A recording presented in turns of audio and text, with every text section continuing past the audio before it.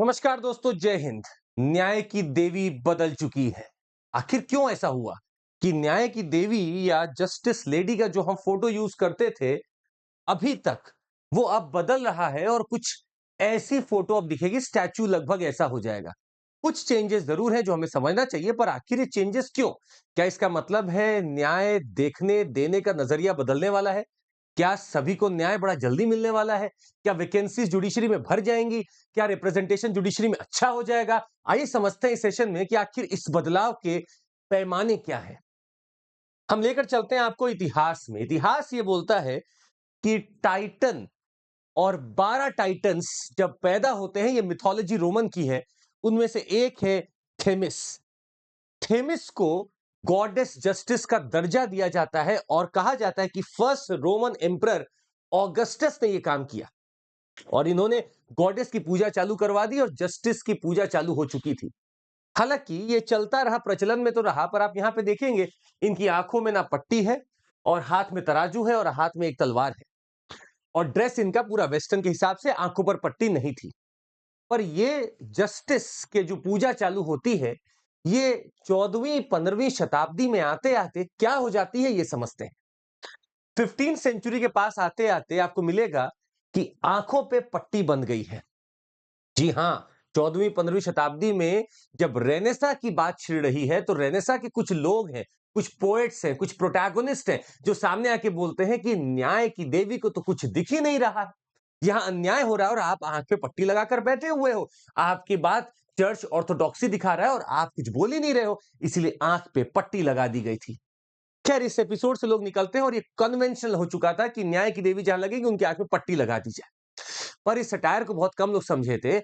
Enlightenment जब आता है यूरोप के आसपास, तब यूरोप में पता चलता है कि इस पट्टी का मतलब कुछ और है। अब इस पट्टी के मतलब को चेंज करके दिखाया गया था इक्वालिटी। तो सटायर से बदल गया इक्वालिटी, जस्टिस, कि हम सबको एक समान रूप से देखते हैं, हम भेदभाव नहीं करते हैं। ये इक्वालिटी का नोशन आ जाता है 17वीं 18वीं शताब्दी में। जी हां, वो ये वही समय है जहां ये कॉलोनियल लोग निकलते हैं और कॉलोनियल लेगेसी फैलाने के लिए देशों में जाते हैं।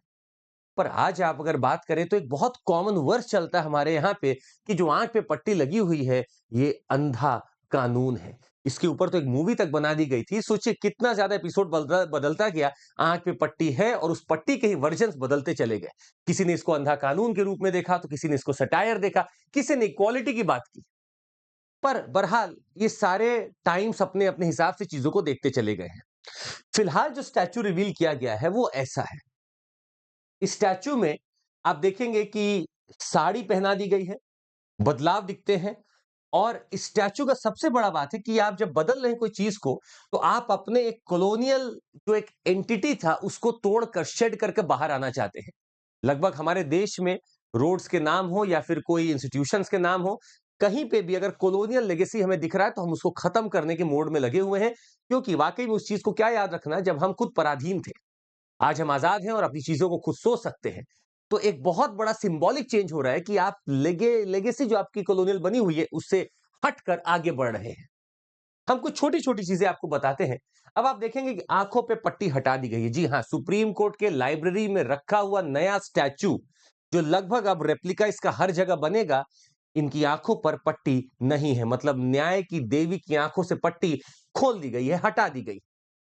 इसका सीजेआई जो हमारे चीफ जस्टिस ऑफ इंडिया है वो जवाब देते हैं, हमने इसको इसलिए हटा दिया क्योंकि law is not blind, it sees everyone equally, सबको बराबर देखने के लिए। और इन्होंने बोला देखना जरूरी है क्योंकि viewing every case appropriately and delivering the justice is indispensable for our country. तो इसलिए हमने पट्टी खोल दी है। अच्छा, दूसरा अटायर, जो पहले वेस्ट का अटायर था, जो कपड़े पहने गए थे, वो भी अभी बदल कर साड़ी कर दी गई है और ये दिखाने के लिए कि हमारा एक ट्रेडिशनल कल्चर है, हम उसको फॉलो करते हैं। हालांकि कंट्रोवर्सी यहां पे भी कोई खड़ा करना चाहे तो कर सकता है कि साड़ी ही क्यों पहनाई, ये भी हो सकता है, पर खैर हमें इनमें नहीं जाना है। तीसरी बात, एक हाथ में तराजू था पहले भी, दूसरे हाथ में तलवार थी, स्वॉर्ड। और उस स्वॉर्ड में दोनों तरफ पैने एकदम एकदम नोक शार्प था, एज एकदम शार्प था, दिखाता था कि अगर हम बचाना चाहें तो तुमको बचा भी सकते हैं और अगर हम तुमको पनिश करना चाहें तो पनिश भी कर सकते हैं। दोनों ही एजेस खतरनाक थे। पर ये वॉयलेंट नजरिया था। हमारे सीजीआई साहब का मानना है कि वॉयलेंट नजरिया था। हमारा नजरिया है संविधान। जी हाँ, मतलब आप जब न्याय करने के लिए बैठे और उसको देखें केस को, तो आपके दिमाग में स्वॉर्ड नहीं कॉन्स्टिट्यूशन होता है। तो इसीलिए इसको इस हाथ में कॉन्स्टिट्यूशन रखा गया इन प्लेस ऑफ स्वॉर्ड, जो सिंबलाइज करता है supremacy of the constitution and its value in our jurisprudence. तो आप जो भी केस सुने, जो भी न्याय दें, उसमें आप संविधान के उसूलों को फॉलो करें, उसकी लाइट में ही आप जजमेंट दें। और हमने इस तराजू को मेंटेन रखा है। ये स्केल या बैलेंस को हमने प्रिजर्व रखा है। ये दिखा रहा है कि कोर्ट्स हमेशा वे करेंगी एविडेंस इम्पार्शियली और दोनों पक्षों को सुनकर ही अपना फैसला सुनाएंगी। तो पलड़ा जिसका भी भारी होगा उसको न्याय मिलेगा, जिसकी तरफ पलड़ा भारी नहीं होगा उसको पनिश किया जाएगा। यही हमारी न्याय की देवी का जो नया इस समय स्टैचू चित्रण देखा गया है वो ये है। खैर, इतना बोल देने के बाद हमारे मन में यह भी सवाल है कि क्या हमारे ही देश में ऐसा है? जी ऐसा नहीं है। लेडी जस्टिस का जहां जहां ब्रिटिशर्स गए, जहां जहां रोमन इंस्पायर होके गए, वहां वहां उन्होंने कुछ ना कुछ जस्टिस लेडी का फोटो लगाया। ये बात बांग्लादेश की भी है। बांग्लादेश इमोशनल होकर पिछले साल अपने सुप्रीम कोर्ट के सामने एक बड़ी सी मूर्ति लगाता है। इस मूर्ति में लगभग वही चीजें थी, बस साड़ी पहना दी गई थी, हाथ में तलवार और एक में तराजू, और साड़ी पहना दी गई थी बांग्लादेश में। इस बात से खफा होकर कुछ लोगों ने विरोध किया, प्रोटेस्ट किया कि आप आइडल वर्शिप को बढ़ावा दे रहे हैं और इस्लाम इस बात का इजाजत नहीं देता है। प्रोटेस्ट हुआ, रेवोल्यूशन टाइप जो हो ही रहा था, उसके दरमियान सुप्रीम कोर्ट के जजेस को फैसला लेना पड़ा कि इसको यहां से हटाइए। इसको हटाया गया और सुप्रीम कोर्ट के अंदर रखा गया। खैर, अब वहां तो ना आयरन लेडी है ना जस्टिस लेडी है, दोनों ही वहां से जा चुके हैं। पर हमारा सवाल अपने देश के लिए आज भी यही है कि क्या सिर्फ स्टैचू बदल देने से न्याय सब तक पहुंच जाएगा? क्या सिर्फ स्टैचू बदल देने से आपके जो जस्टिस सिस्टम के जो खामियां हैं वो सॉल्व हो जाएंगी? फॉर एग्जाम्पल, अगर पेंडेंसी ऑफ केसेस का बात करें तो आज हमारे सुप्रीम कोर्ट में लगभग 50,000 से 60,000 करोड़ केसेस, सॉरी 50,000 से 60,000 केसेस पेंडिंग है।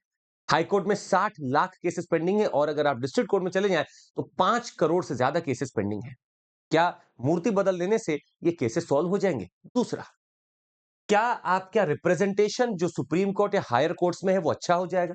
आज हमारे टोटल अगर महिलाओं की हम आबादी आज तक की भी सुप्रीम कोर्ट में जोड़ लें तो बस 4% महिलाएं आज तक की सुप्रीम कोर्ट पहुंची हैं, पूरे जजेस का 4%। अगर आप हाई कोर्ट देखें, डिस्ट्रिक्ट कोर्ट देखें तो ये नंबर अभी भी खराब है। सिर्फ महिला की ही बात नहीं, एससी, एसटी, ओबीसी रिजर्वेशन भी अगर आप देखें, उसका रिप्रेजेंटेशन भी अगर आप देखें तो यहां पे आपको नहीं दिखता है, रिप्रेजेंटेशन भी फीका पड़ता है। और अगली बड़ी बात है, क्या न्याय की देवी का स्टैचू बदल देने से वैकेंसीज भर जाएंगी? क्या अपॉइंटमेंट का जो सिस्टम है जो फिलहाल चल रहा है वो अच्छा हो जाएगा? क्योंकि विवाद तो यहां पे भी सबसे बड़ा है, अपॉइंटमेंट हायर जुडिशरी में कैसे हो? हायर जुडिशरी का अपॉइंटमेंट खुद जुडिशरी कर रही है, जिसके खिलाफ आवाज बार बार उठाई जा रही है। अब कई बार रिकमेंडेशंस आते हैं कि इन जजेस को आप हाईकोर्ट में ले जाएं, पर सरकार रुक जाती है, सरकार धीरे पड़ जाती है, इसलिए अपॉइंटमेंट पूरे भर नहीं पाते, वैकेंसीज बनी रहती हैं और पेंडेंसी इसीलिए बनी रहती है।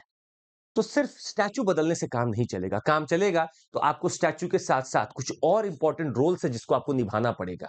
और शायद ये बात सारे ही जजेस हमारे समझते हैं, वो लगे भी हुए हैं।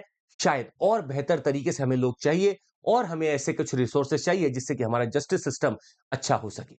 आज के लिए बस इतना ही। आपको बता दें, अगर आपको जुड़ना है हमारे साथ, बेहतरीन ऑफर है आपके लिए। 24999 में आपको मिल रहा है अप टू 9 मंथ्स का एक्सटेंशन ऑफ 50% ऑफ। ये प्राइस 23 अक्टूबर से बदल जाएगा, तो आप हमारे कोर्सेज में एनरोल कर लीजिए। आपको इंटरेस्टिंग चीजें मिलेंगी हमारे यहाँ और डिसिप्लिन मिलेगा आपको हमारे यहाँ। टारगेट 2025 का 24999, टारगेट 2026 का 29999 और आगाज 2027 बैच है हमारा जो चालू होने वाला है और इसके प्राइस आपको दिख रहे हैं सामने। आरंभ बैच अगर आप 26 के लिए लेते हैं तो 29999 है, जिसको आपको आपको पूरा कोर्स मिल जाएगा। पर आप ये कोर्स लेते समय एक कोड लगाना होता है, वो है CMC। जी हाँ, CMC कोड आप लगा के ले सकते हैं। आगाज बैच है 2027 का, 27 अक्टूबर से चालू हो रहा है। CMC कोड लगाइए, जुड़ जाइए। या फिर अगर आपको प्रीलिम्स आपने दिया हुआ फिर से देना है और आपको कुछ नई लर्निंग चाहिए, जुड़ जाइए। ये बैच 28 अक्टूबर से चालू हो रहा है, आप जुड़ सकते हैं। आज के लिए बस इतना ही। मिलते रहेंगे आपसे। जरूर सेशन को लाइक, सब्सक्राइब और शेयर करिएगा। जय Hind. Thank you so much.